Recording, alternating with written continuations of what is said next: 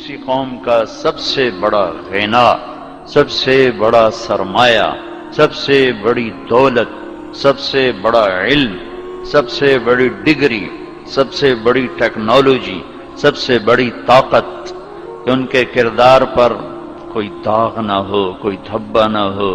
انسان ہیں، داغ دھبے پڑنا تو یقینی ہے، لیکن وہ ہوتے ہیں کہ جب وہ ٹھوکر کھاتے ہیں تو سنبھلتے ہیں، جب گرتے ہیں تو اٹھتے ہیں، جب وہ پھسلتے ہیں تو پھر لوٹتے ہیں، وہ اپنی خطاؤں سے پیچھے ہٹتے ہیں، اعتراف کرتے ہیں، تسلیم کرتے ہیں، ورنہ تو فرشتے بن جائیں۔ اگر ان میں خطا نکل جائے تو فرشتے بن جائیں۔ 24 گھنٹے کے اوقات میں ایک نماز نہ چھوڑو، نماز نہ چھوڑو۔ پھر اب لڑکے لڑکیاں اکٹھے پڑھتے ہو، اپنی نظر میں حیا کا سرما لگا کے رکھو۔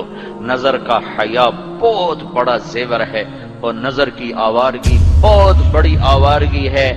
دلوں کو تباہ کرنے کے لیے اس سے زیادہ خوفناک کوئی چیز نہیں ہے، اور دل کو روشن کرنے کے لیے اس پردے کو جھکانے سے زیادہ کوئی چیز نہیں ہے۔ جس کی نظر نیچے ہوتی ہے، پوری دنیا کے شیطان مل کر اسے گمراہ نہیں کر سکتے۔ جس کی نظر اٹھ جاتی ہے، پوری دنیا کے جنید بغدادی اس کے دل کو پانی نہیں لگا سکتے، اور اس کے دل کو نرم نہیں کر سکتے۔ آنکھوں کے غلط استعمال سے جو زہر اندر جاتا ہے، اس کا کوئی تریاق کوئی نہیں ہے، تریاق کوئی نہیں ہے۔ اور نظروں کو جھکانے سے جو طاقت اندر جاتی ہے، اس کو تباہ کرنے کے لیے کوئی بم بلاسٹنگ نہیں ہے، کوئی گولی نہیں ہے، کوئی بلٹ نہیں ہے۔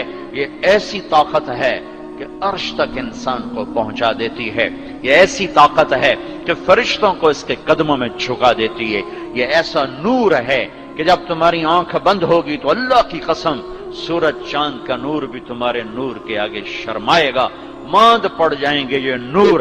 اگر تمہیں اللہ نے آنکھوں کا نور دے دیا، اگر تمہیں آنکھوں کا حیا دے دیا، دنیا کے سارے ابلیس تمہیں گمراہ نہیں کر سکتے۔ عمیر بن حبیب روم کی قید میں آئے تو رومن 10 آدمی تھے، 9 قتل کر دیے۔ یہ بڑے خوبصورت تھے، لمبے چوڑے تھے، تو اس کو ایک رومی سردار نے اپنا غلام بنا لیا۔ پھر اس نے کہا کہ اگر تو عیسائی ہو جائے تو میں اپنی بیٹی بھی دیتا ہوں، اپنی ریاست بھی دیتا ہوں۔ تو انہوں نے فرمایا کہ سارا ملک عرب بھی دے دے اور ملک روم بھی دے دے، میں ایک پل کے لیے بھی اپنا دین نہیں چھوڑ سکتا۔ پھر اس کو ایک ترکیب سوچی، اس نے ایک گھر پورا خوبصورت فرنشڈ، اس میں ان کو بند کر دیا اور شراب بھی رکھ دی، کھانا بھی رکھ دیا۔ ایک خوبصورت لڑکی کو تیار کیا کہ اس سے گناہ کرواؤ۔ وہ آ گئی، وہ گناہ کی دعوت دے رہی، یوں بیٹھوں۔ 3 دن گزر گئے، 3 راتیں کچھ نہ کھایا، نہ نظر اٹھائی، نہ پیا۔ 3 دن کے بعد وہ لڑکی کہنے لگی، تو کیا بلا ہے؟ نہ تو نے کھایا، نہ تو نے پیا، نہ تیری نظر اٹھی، کون ہے تو؟ کیا ہے تو؟ تمہیں کون روکتا ہے؟ تو فرمایا کہ اب تو میرے لیے شراب بھی حلال ہے جس حال پر میری پیاس پہنچ چکی، اور سور پکا کر رکھا ہوا تھا کہ یہ گوشت بھی میرے لیے حلال ہے جس سطح پر میری بھوک پہنچ چکی ہے، لیکن میرے رب سے مجھے حیا ہے جو مجھے دیکھ رہا ہے۔ میں یہ کام نہیں کر سکتا لڑکی، 3 دن کی بجائے 30 دن یہاں بیٹھی رہے، میں یہ کام نہیں کر سکتا، میری جوانی امانت ہے، اس پہ داغ نہیں لگ سکتا۔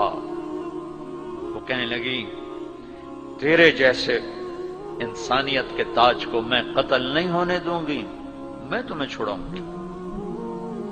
باہر نکل کے کہنے لگی، سردار تو نے مجھے کس کے پاس بھیجا؟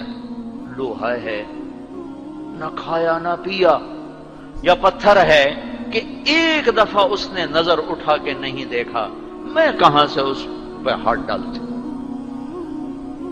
اور پھر رات کو آئی، ایک تھیلے میں کچھ کھانا اور ایک مشکیزے میں تھوڑا پانی، اور اس کو چپکے سے نکالا، کہا کہ یہ دیکھو تارا، قطب ستارہ دیکھا، کہ اس کو یہاں رکھنا کندھے پر اور چلتے رہنا، رات کو چلنا، دن میں چھپنا۔ اگر اس کو تم نے اس سیدھے کندھے کے ساتھ رکھا تو ایک دن تم عراق پہنچ جاؤ گے۔ یہ کردار تھا جس نے صحرا نشینوں کو، کیسر اور کسرا کے اوپر جھنڈے گاڑنے کی طاقت عطا فرمائی، توفیق عطا فرمائی۔